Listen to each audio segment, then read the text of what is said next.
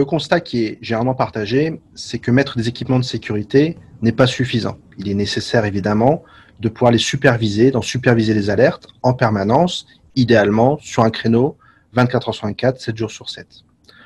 Et un constat également qui est généralisé, c'est que la menace n'est pas une personne et s'oriente plus sur la destruction de données, voire du chantage à la donnée.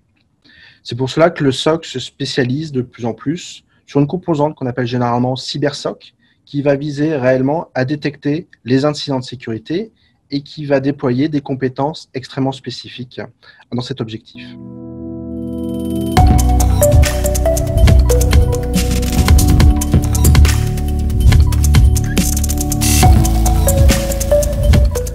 Le CyberSOC va généralement être adossé à une politique de détection. Cette politique de détection va se nourrir à partir de deux approches. Une approche par le haut, issue par exemple d'analyse de risque, de travaux d'un peu plus haut niveau, qui vont viser à identifier les scénarios redoutés, les biens les plus critiques à protéger, et les décliner dans une politique de détection.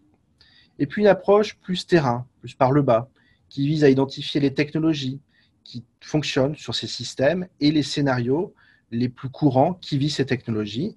Et ces deux approches vont se compléter pour avoir la politique de détection la plus opérationnelle possible et en même temps qui va viser à protéger les aspects les plus précieux de l'entreprise.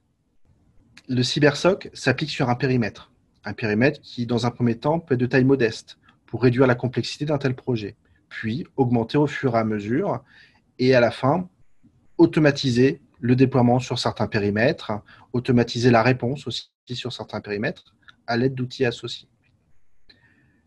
Le CyberSOC évolue également avec l'entreprise. Ça ne doit pas être un projet qui est figé.